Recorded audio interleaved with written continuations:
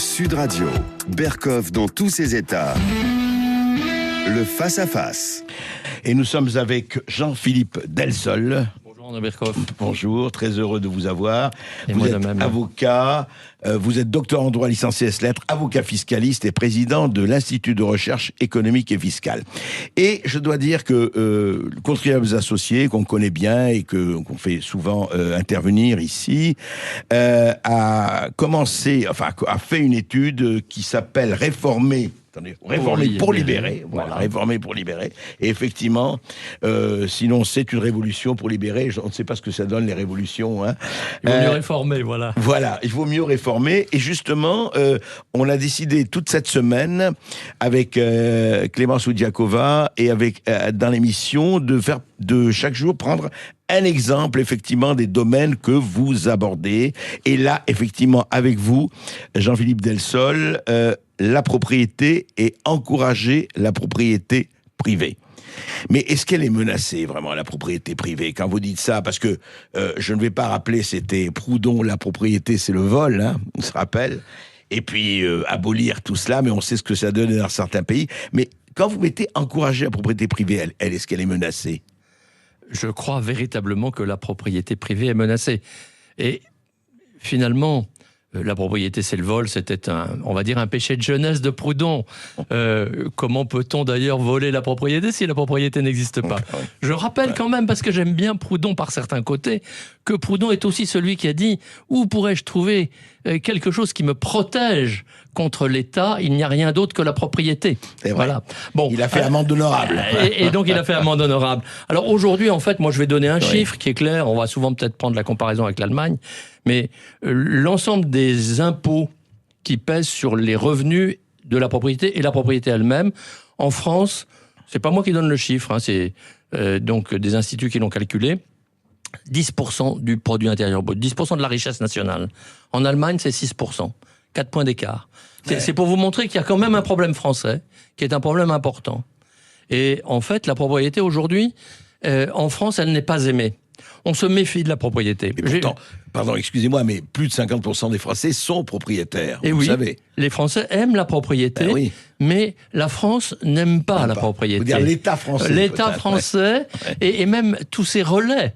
Je vais dire, pas vous, puisque nous sommes là, mais les journalistes, souvent, n'aiment pas la propriété. Les institutions n'aiment pas. Regardez, vendredi, hein, il y a 3 jours donc, il n'y a pas 3 jours, le Trésor, la Direction Générale du Trésor, sort une note, qu'est-ce qu'il faut faire après le Covid?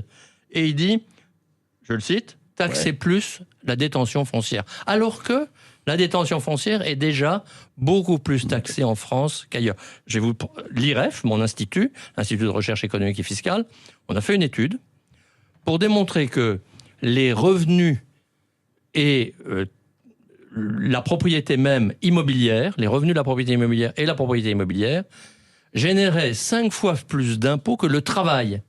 C'est-à-dire que, en fait, 5 fois plus en France, en proportion des revenus correspondants. Donc, en fait, la propriété n'est pas aimée. Je vous donne quelques exemples. Droit de succession en France, on est très vite à 60% entre étrangers. Et entre ascendants-descendants, on monte à 45%. Vous voulez dire, attendez, pour être très précis pour les auditeurs, par exemple, je veux léguer à ma fille, mettons, ça tombe à 40%, droit de succession? Ça peut aller jusqu'à 45%, au-delà d'1,8 million. Mais on est à 20%, très vite au-delà de 100 000 euros. Donc on est quand même... Ah oui, la baraque à 100 000 euros, c'est déjà 30%. Alors qu'en Allemagne, je vais vous donner l'exemple, je vous ai situé, hein, 20%, 100 000 euros, 1,8 million, 45%. En Allemagne, entre ascendants-descendants, eh bien, en fait, on commence à être imposé à 30% au-delà de 26 millions d'euros. Ça n'a rien à voir, plus de 10 fois plus. Et il y a plein de pays qui n'ont pas de droit de succession de donation. Du tout. Pas du tout. Le Canada, l'Autriche, la Russie. Les États-Unis, je ne sais pas. Alors les États-Unis, disons que ça dépend. Il y a des périodes où ils en ont, des périodes où ils n'en ont pas. Donc on ne peut pas tellement généraliser.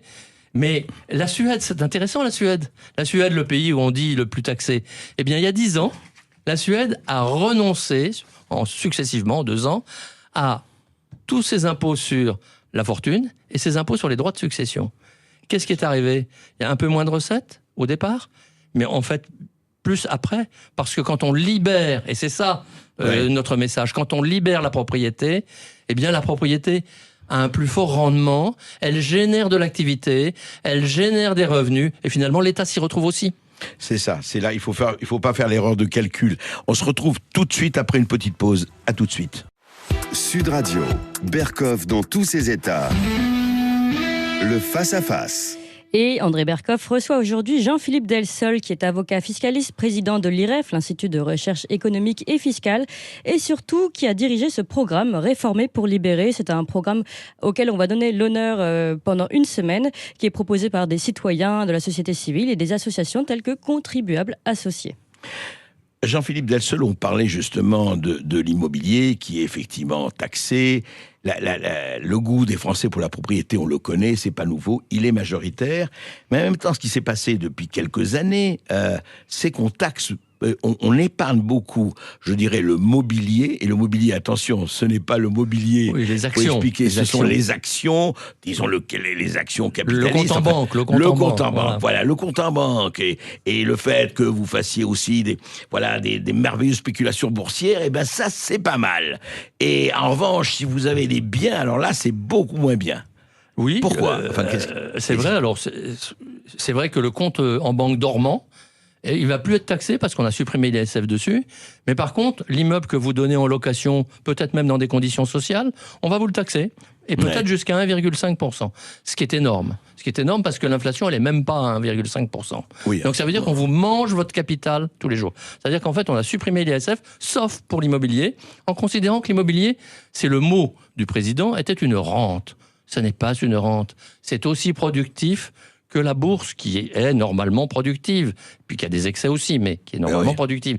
Et donc, en fait, on a besoin d'immobilier. Alors, en fait, en France, le système étatique est tel que il devient pervers. Il prend aux uns, et comme il a pris aux uns et qu'il empêche l'économie de bien fonctionner, il faut qu'il donne aux autres. Et donc, il faut qu'il prenne encore plus aux uns, etc. Et c'est un cercle vicieux. 2 exemples. L'immobilier, eh bien, on a donc supprimé l'ISF, mais on a maintenu l'IFI, c'est-à-dire l'impôt sur la fortune immobilière. Donc, à des taux qui peuvent aller jusqu'à 1,5%, qui pèsent sur tous les immeubles. Et notamment les immeubles locatifs, ou les immeubles donc d'usage personnel. Ça fait quoi ? Ça fait qu'il y a moins de construction en France. Il y a un déficit très important du nombre de constructions nécessaires en France. Et alors du coup, l'État augmente encore les logements sociaux.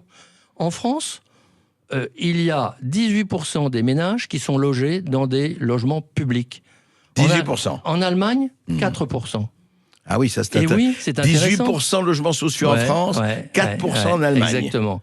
Et alors ça veut dire qu'on est dans un engrenage qui est mauvais, qui fait que on fait peser des impôts tellement lourds sur la propriété que les gens n'investissent plus dans la propriété immobilière, et que du coup, l'État est obligé de subventionner, ça représente 50 milliards par an, finalement des logements sociaux sous diverses formes, qui sont en fait pas forcément des bons logements. Il vaut peut-être mieux avoir un propriétaire, être locataire dans un logement privé où on peut discuter avec son propriétaire plutôt qu'être un anonyme dans un logement public. Sauf qu'ils vous diront, oui, attention, mais le propriétaire, il augmente le loyer quand il veut. Mais non, pas du tout. Mais pas du tout. C'est en plus, c'est très réglementé. Et vous savez, ce piège, on le retrouve avec le Covid, et notamment sur la propriété. Moi, je trouve ça extrêmement dangereux. C'est-à-dire que l'État dit « je confine tout ».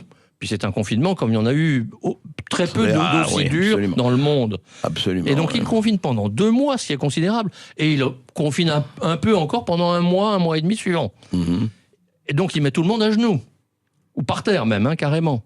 Et alors après ça, il va dire aux entreprises en particulier, mais pas seulement, aux commerçants, aux artisans, ah ben oui, maintenant vous êtes malheureux, alors je vous prête. Comme il n'a pas l'argent d'ailleurs, il emprunte pour prêter, donc on se met tous dans un cirage noir, et on ne sait pas comment on va rembourser, ni l'État, ni l'artisan, ni le commerçant. Mais c'est pas grave, c'est pas grave, dit-il, parce que de toute façon, je vous aiderai. Et alors comment il va aider ?